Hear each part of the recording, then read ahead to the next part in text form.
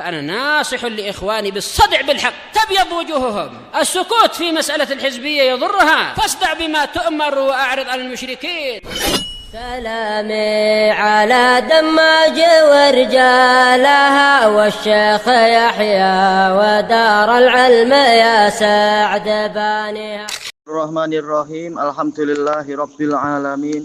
Asyhadu an la ilaha illallah wahdahu la syarikalah wa asyhadu anna Muhammadan abduhu wa rasuluh. Allahumma shalli ala Muhammadin abdika wa rasulik wa ala alihi wa ashabihi ajmain, amma ba'd. Kita lanjutkan. Oh, marhaban. Tak ada itu di hari ini. Oh. Agung punya. Agung itu. Oh, berarti satu Malaysia cuti. Ayo.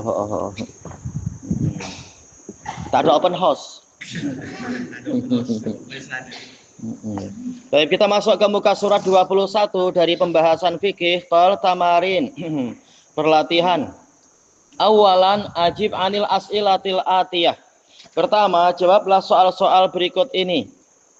Yang pertama, kaifa tutahhirul ina alladhi syariba fihil kalb. Bagaimana cara Anda menyucikan bejana yang ada anjing minum di dalamnya? Gimana caranya?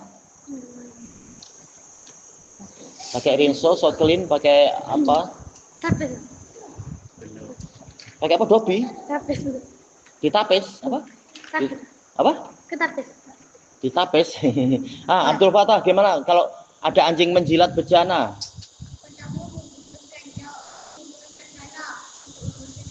Saya pas tuh. Sama lah tuh, jadi satu lah tuh. Tanah dengan debu jadi satu aja, tak perlu. Pas tuh. Berapa kali? Dengan air berapa kali? Baik. Yang pertama air dengan tanah. Nah, yang enam-enamnya itu pakai air. Nabi menyuruh apa? Mencucinya sabaan 7 kali. Ulahunna biturab. Pertamanya dengan tanah atau debu. Jadi semuanya cukup 7 kali, tak perlu sampai 8 atau lebih. Kemudian yang kedua, kaifa tutahhiru najasata baulil gulamir radhi. Bagaimana Anda menyucikan najis anak lelaki yang masih menyusu, alladzi lam yakulit ta'am, yang belum memakan makanan. Mukbil? Dengan memercikkan air. Iya, cukup memercikkan air di bagian yang terkena najis itu. Kemudian sanian yang kedua, dha'ihdal kalimati taliyah.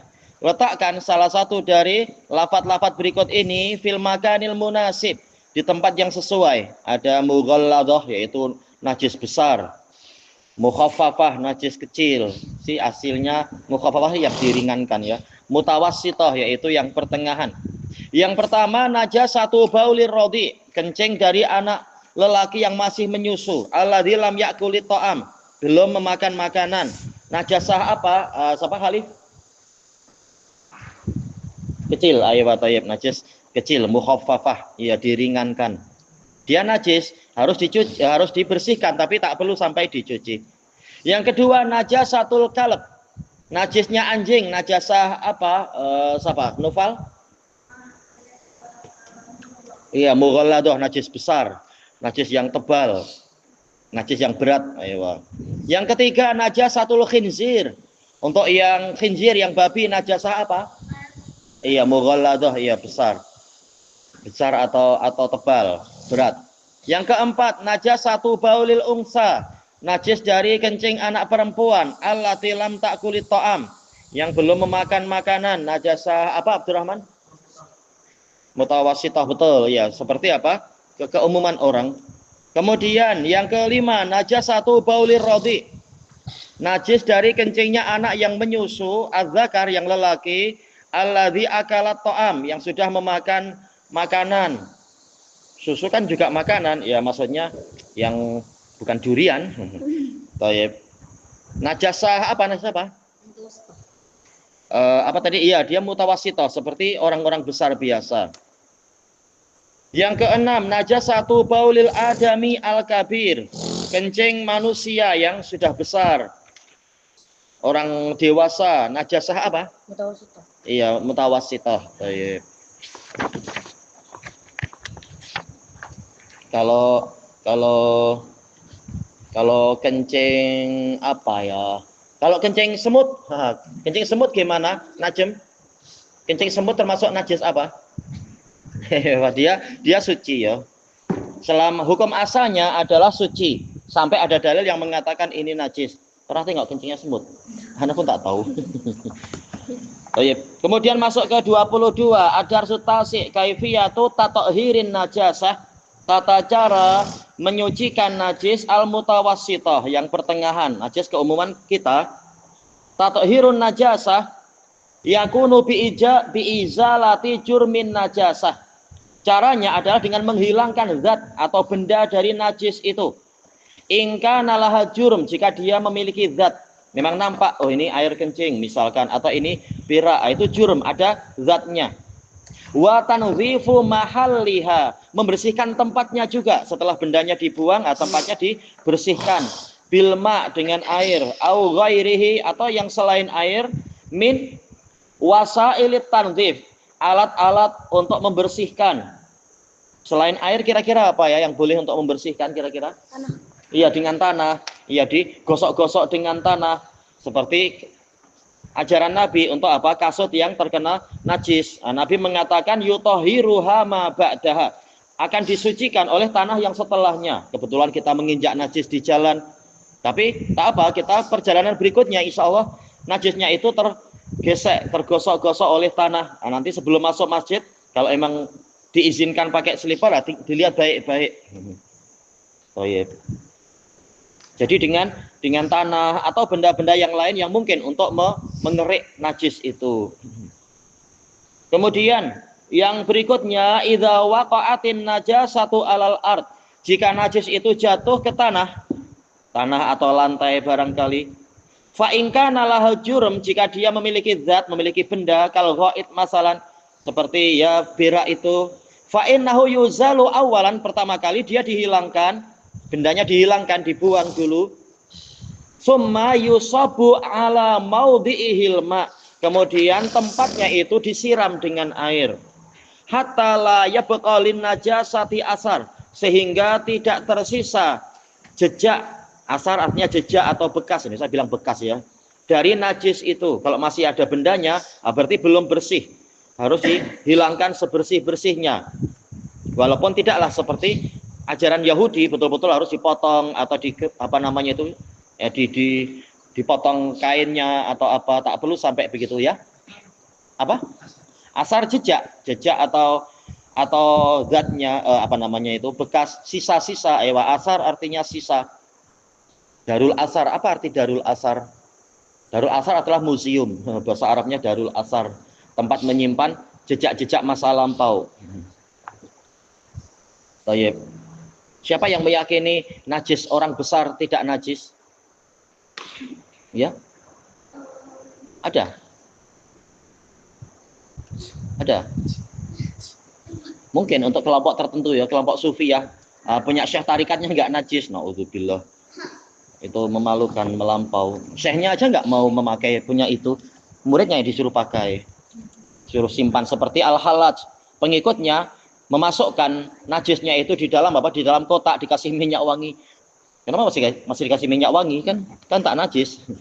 Ini menipu murid-muridnya, kasihan, untuk dicari berkah katanya. Jelas najis.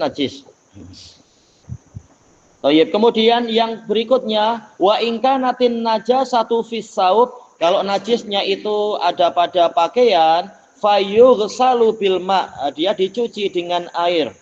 Ma'al farq, yaitu dengan dikerik. Seperti dalam hadis Aisyah, kalau nampak masih ada sisa-sisa yang menempel, dikerik dengan kuku barangkali atau dengan kayu, tapi jangan keras-keras, takut kayunya akan merusak kain. Wal asar, yaitu diperah-perah. Hatta tazulan najasah, sehingga najisnya itu hilang. Adapun kalau sudah sekuat tenaga dibersihkan masih ada sisa, ini dimaafkan. Seperti darah haid yang mungkin masih menempel, masih ada sisa kuning sedikit, yang penting sudah diusahakan, maka seperti ini dimaafkan. Baik. Di antara dalilnya adalah hadis Aisyah dan juga masalah apa? Masalah istijmar. Ketika dibahas oleh para fuqaha, kalau air itu angko, lebih membersihkan. Tapi kalau istijmar, mungkin nggak, masih ada sisa-sisa. Mungkin, tapi sedikit. Nah, ini yasirun najasah la yadur. Kata para fuqaha. Najis yang tinggal sedikit, yang penting sudah diusahakan, bukan dibiarkan. Sudah diusahakan, seperti ini tidak membahayakan. Sudah diusahakan semampunya. Allah tidak membebani kita melebihi kemampuan. Tamarin, perlatihan. Ajib anil as'ilatil atiyah. Jawablah soal-soal yang datang berikut ini. Kaifatuzilun najasata minal ard. Bagaimana Anda menghilangkan najis dari tanah? Tanah yang terkena najis. Ya. Misalkan ada kotoran anak kecil, misalkan di tanah atau di lantai atau di mana. Caranya? Baik. Sebelum disiram dengan air apa? Karena kalau siram air mungkin zatnya akan ke situ, berhenti 1 meter 2 meter, masih di situ lagi nanti. Berarti harus diapakan dulu zatnya itu. Ayo udah pakai sekop atau pakai apa yang mungkin pakai apa itu cam. Enggak, apa yang intinya dibuang dulu zatnya. Setelah itu baru disiram air. Oh iya. Seperti yang disebutkan di sini. Kecuali kalau apa mungkin untuk langsung ditanam boleh, seperti yang dicontohkan di dalam Fathul Bari. Mungkin memang masjidnya adalah jenis masjid yang dari tanah di zaman Nabi. Boleh dibongkar kemudian ditanam di dalamnya, itu boleh. Tapi lebih baik memang dibuang keluar ya, jangan cuma di situ. Lebih baik dijauhkan sekalian. Karena terkadang ada hewan yang suka cakar-cakar, nanti muncul lagi, bahaya. Kemudian yang kedua, kaifatuzilun najasata minas saub. Bagaimana Anda menghilangkan najis dari pakaian? Siapa? Najem? Sebelum dikerik diapakan dulu? Intinya adalah apa? Disiram dengan air dulu, seperti yang disebutkan di sini ya. Ya, disiram dengan air baru kemudian dikerik-kerik. Paling tak mayoritas zatnya sudah hilang dengan air, kemudian baru dikerik. Ya. Oh, dikikis, dihakis. Ayo, dihakis pakai kuku atau mungkin pakai benda-benda yang disikat, sikat yang agak kasar misalkan, bukan sikat rambut, sikat pakaian. Ayo apa tadi? Hakis, dikikis. Ayo dikikis. Ayo. Kemudian masuk ke muka surat 23. Adarsul ashir murajaah. Najasah itu apa? Hiya asyai'ul mustaqdzar. Sesuatu yang dinilai menjijikkan. Tetapi alladzi hakama syari', yang mana syariat menghukumi binajasatih, bahwasanya dia itu najis. Terkadang kita merasa jijik dengan ulat gonggok atau ulat bulu, tapi tidak dikatakan itu najis. Atau mungkin kita merasa jijik dengan air ludah, tapi secara syariat tidak dikatakan itu najis. Cuma dikatakan najis apabila benda yang menjijikkan itu memang dihukumi sebagai najis oleh syariat. Kemudian al-asya'ul lati qamat dalilu ala najasatih, benda-benda yang dalil telah tegak menunjukkan dia najis. Ini murojaah, berarti memang sudah terulang ya. Kemarin-kemarin sudah ini. Tapi beliau mengajak murojaah. Yang pertama, baulul adami wa ghaitu, kencing dan berak manusia. Sama saja wali atau bukan wali, tetap ini najis. Demikian pula nabi atau bukan nabi, itu juga najis. Buktinya apa? Nabi setiap kali kencing atau berak langsung istinja atau istijmar, menunjukkan ini suci. Menunjukkan ini najis. Menurut jumhur ulama, ada sebagian mengatakan khusus untuk nabi kencing dan beraknya itu suci, tapi ini salah. Buktinya apa? Kata para fuqaha, Nabi mencontohkan istinja dan istijmar dan seterusnya, menunjukkan memang benda tadi adalah harus dibuang walaupun itu dari Nabi. Kemudian yang kedua, maitatul hayawanat, bangkai dari hewan-hewan. Wa yustasna min dzalik, diperkecualikan darinya maitatus samak, bangkai ikan, wal jarad, dan belalang, fa innaha tahirah, karena dia itu suci. Tayyib, berdasarkan hadis yang diriwayatkan oleh Abi Dawud dan lain-lain dari Ibni Umar. Tayyib, bangkai ikan dan bangkai belalang itu suci. Lalu bagaimana dengan bangkai kupu-kupu, rama-rama misalkan? Dia suci atau najis? Tetap suci. Kenapa? Nah, ini memang dibahas oleh para ulama. Apa yang membedakan antara ikan, belalang dengan yang lainnya? Tayyib, maka jumhur ulama mengatakan intinya adalah adanya cecair, adanya ma'iat di dalam badan itu. Allah Ta'ala mengatakan audaman masfuhan atau darah yang mengalir. Sementara ikan dan belalang kalau dalam ilmu biologi peredaran darahnya jenis peredaran apa? Terbuka. Tidak memiliki darah yang mengalir. Ini secara umum ya, kecuali semakin besar ikan kemungkinan punya aja darah mengalir. Tapi hukum asalnya keumuman ikan-ikan biasa, demikian pula belalang, darahnya itu jenis darah terbuka, tidak mengalir. Tayyib. Sementara jumhur ulama mengatakan yang menimbulkan kenajisan adalah darah yang mengalir. Makanya tatkala darah yang mengalir itu sudah dibuang, bendanya menjadi suci. Bahkan bangkai apa? Bangkai apa? Oh, bukan itu dulu. Bangkai kambing. Asalnya bangkai. Tetapi di dalam hadis Ibni Abbas dan juga hadis Maimunah bintul Haris, Nabi mengatakan idza dubighal ihab faqat tahur. Apabila bangkai itu, kulitnya itu sudah disamak, walaupun dia dari bangkai, maka dia telah suci. Tatkala Nabi menanyakan tentang sahabat yang mengheret-heret daging, bangkai kambing, Nabi mengatakan halla tudbighuha. Kenapa kalian tidak menyamaknya? Fatastamiluha, kemudian kalian memakainya. Mereka mengatakan innaha maitah ya Rasulullah. Dia itu bangkai wahai Rasulullah. Kemudian Rasulullah mengatakan idza dubighal ihab faqat tahur.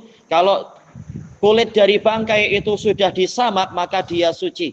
Inti penyamakan itu apa? Menghilangkan cecair yang ada di balik kulit itu. Menunjukkan cecair-cecair itulah yang menimbulkan kenajisan. Nah, tatkala dia dikeringkan menjadi suci dia walaupun asalnya bangkai, kulitnya saja tapi ya. Maka dari sini para fuqaha mengatakan ikan dan belalang dan semua yang layak dikiaskan ke situ semuanya suci karena tidak memiliki darah yang mengalir. Makanya kupu-kupu, rama-rama, demikian apalagi ya, cacing-cacing misalkan, dia suci.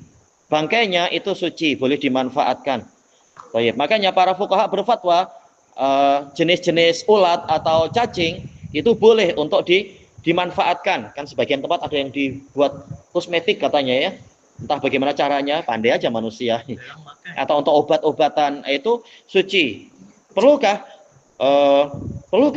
apa tadi cacing itu disembelih boleh nggak? Perlu disembelih nggak? Bismillah Allahu Akbar. Tak perlu. Kadang kita pun bingung mana kepala mana ekor. Nah, namanya cacing. Baik, apalagi cacing memiliki kemampuan untuk hidup lagi walaupun dipotong, susah untuk mati. Baik, istilahnya ya kata orang-orang. Baik, maka tak perlu disembelih. Intinya semua yang layak dikiaskan ke situ maka dia suci. Termasuk apa? Bangkai nyamuk. Nah, termasuk juga bangkai apa lagi ya kalau kita jumpa lalat. Nah, itu tak perlu dia apa istilahnya disucikan ini itu dia suci. Karena dia tidak memiliki peredaran darah yang mengalir. Ya? Ya. Kalau pacat. Pacat tak dibalas dihirup darahnya. Mungkin kalau dia belum memiliki darah mungkin, tapi kalau dia sudah gembung besar, ya darah mengalir itu berarti dia mengambil darah kita. Baik.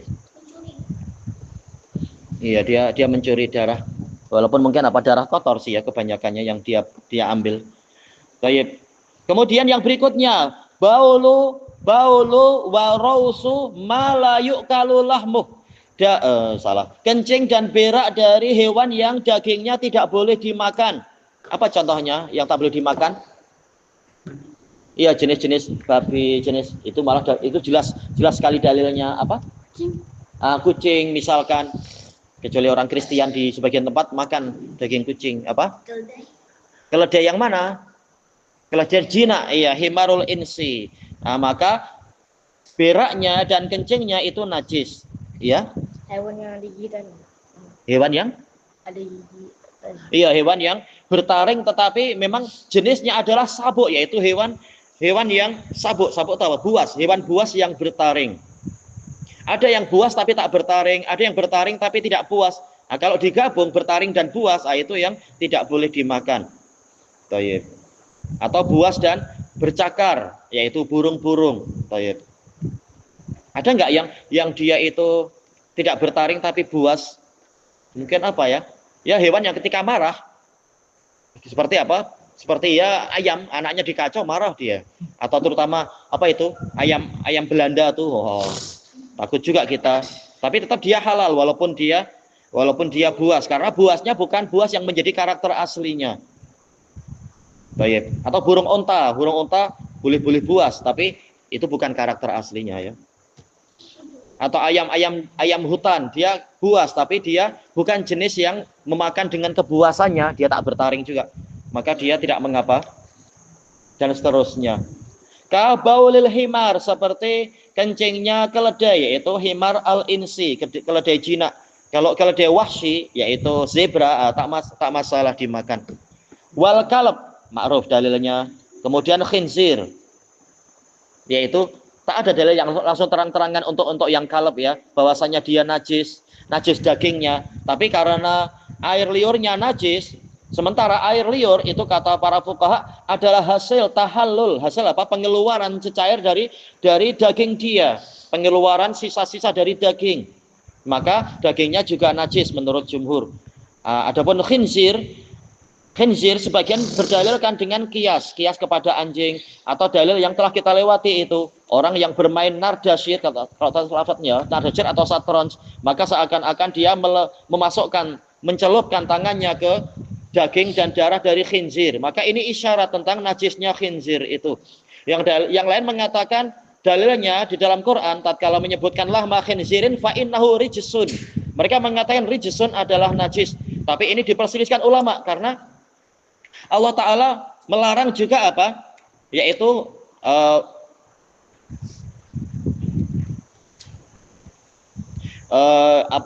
di antara lafadznya yaitu patung-patung. Sementara patung secara zatnya tidak najis, tapi Allah mengatakan rijis, yaitu secara maknawi dia adalah sangat kotor. Makanya untuk masalah khinzir, dalil terkuatnya adalah hadis tadi. Hadis masalah mencelupkan tangan tadi itu dalil terkuat selain kias kepada anjing. Ilahuna wallahu a'lam.